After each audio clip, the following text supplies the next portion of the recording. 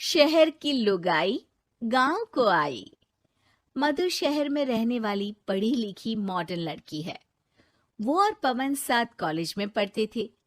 धीरे धीरे उन दोनों में प्यार हो गया। पर पवन गांव में रहने वाला एक साधारण सा लड़का है।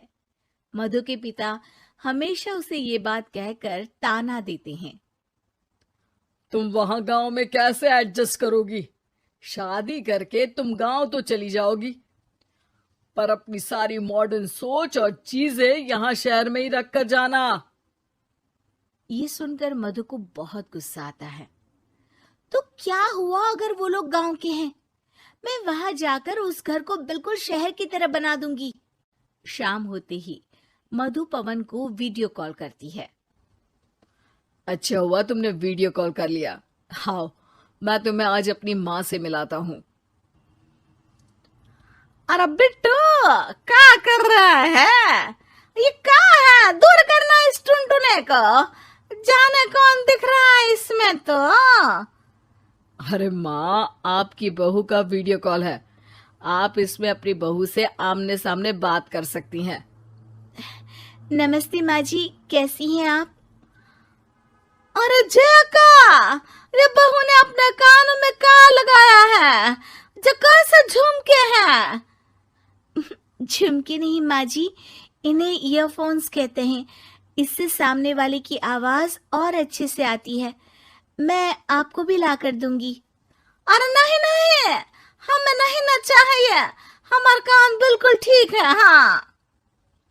माँ जी की ये बातें सुनकर मधु को अपने पिता की बातें याद आ जाती है और वो उसी वक्त ये ठान लेती है कि वो अपने ससुराल को एकदम मॉडर्न ससुराल बनाकर रहेगी। कुछ दिन बीत जाते हैं। पवन और मधु की शादी हो चुकी है। आज मधु का अपने ससुराल में पहला दिन है। माँ जी, मैं आपके लिए एक तोहफा लाई हूँ। अरे इतना बड़ा तोहफा! अरे क्या लाई है रे इस बड़े से बक्से में? मधु बॉक्स खोलती है। ये क्या है? ये वैक्यूम क्लीनर है।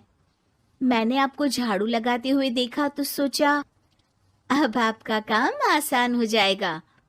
अरे वाह बहू वाह, तूने मुझे झाड़ू लगाते हुए देखा तो तू मेरा हाथ से झाड़ू लेकर खुद भी तो लगा सकती थी ना। पर नहीं, तूने तुझे मशीन लाकर मेरे हाथ में दे दी कि यह काम हमेशा मैं ही करूं। ये आजकल की शहरी छोरियां बिल्कुल नहीं बदलेगी। मधु को मन ही मन गुस्सा आता है, पर फिर भी अपना गुस्सा भूलकर मधु माँ जी को वैक्यूम क्लीनर इस्तेमाल करना सिखाती है। अगले दिन मधु सुबह उठती है तो ये आंगन में से कैसी आवाजें आ रही हैं? मधु दौड़ती दौड़ती आंगन में जाती है और देखते ही चौंक जाती है। अरे माँ जी, ये आप क्या कर रही हैं? और वो क्या है ना, सुबह मैं जब कुएं से पानी निकाल रही थी तो मेरे कान की बाली उसमें गिर गई थी। तो ये तेरा वैक्यूम ना सारी चीजें अपनी तरफ खींच लेता है ना, तो मेरी बाली भी तो निकाल ही देगा। उसी की कोशिश कर रही हूँ, पर न जाने क्यों अब ये चालू ही नहीं हो रही तेरी मशीन। अब वो चालू होगी भी नहीं। पर अब कुएं में से पानी निकाल क्यों रही थी? अरे कमाल करती हो ना बहू। पीने के लिए पानी क्या तेरे मायके से लाऊं मैं? अरे कुएं से ही तो निकालना पड़ता है। हाँ, पीने के लिए पानी, और वो भी कुएं से। मधु दिमाग लगाती है और थोड़ी ही देर में घर में वाटर प्यूरिफायर लगवा देती है। ये देखिए माँ जी, इसमें बस एक बार पानी भर देंगे तो नल में पानी साफ होकर बाहर आएगा। अरे वाह रे बहू, ये तो बहुत ही बढ़िया चीज है। रात हो जाती है। मधु जैसे ही प्यूरिफायर का नल चालू करती है तो वो अचानक से फट जाता है और सब जगह पानी पानी हो जाता है। अरे ये क्या हुआ? ये क्या हो गया? मैंने तो बस इसमें उबला हुआ पानी डाला था, ये इतनी जल्दी खराब हो गया। अरे ये सारी शहरी चीज चीजें सब ऐसी ही होती है कबूरी। क्या आपने इसमें उबला पानी डाला था? हाँ तो फिर पानी तो तभी साफ होगा ना जब उसे उबालेंगे। ये मशीन का कोई जिन है जो हमने जो बोला वो कर देगी है? मधु को बहुत गुस्सा आता है। इस तरह तो मेरा अपने ससुराल को मॉडर्न बनाने का सपना अधूरा ही रह जाएगा। नहीं, मैं इस तरह से हार नहीं मान सकती। थोड़े ही दिन में मधु पूरे किचन को मॉड्यूलर किचन में बदल देती है। अरे वाह बहुआ, इतनी सारी अलमारियां! माँ जी मॉड्यूलर किचन देखकर बहुत उत्सुक हो जाती है। ये बक्सा का है।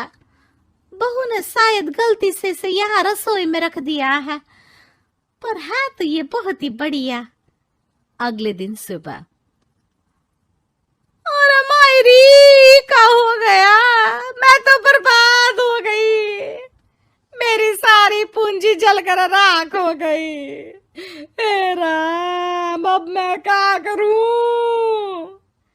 माँ जी की रोने की आवाज सुनकर मधु दौड़ी दौड़ी किचन में आती है और इतना धुआं देखकर घबरा जाती है। ये सब कैसे हुआ माँ जी? ये आग कैसे लगी? ये सब तेरा इस मॉड्यूलर किचन की वजह से हुआ है, और ऊपर से तूने तिजोरी जो रसोई में रख दी थी, मैंने जैसे ही अपने गहने और पैसे इसमें रखे और बाहर से इस ताले को घुमाया, ये तो 5 मिनट में ही आग बबूला होकर फट गया। अरे माँ जी, ये तिजोरी नहीं है, ये तो माइक्रोवेव है। इसमें गहने नहीं रखते, खाना गर्म करने के लिए होता है ये। और ये जो आपने घुमाया ना, ये ताला नहीं है, आपने इसके टेम्परेचर को फुल कर दिया, इसलिए ये फट गया। माँ जी और जोर जोर से रोने लगती है।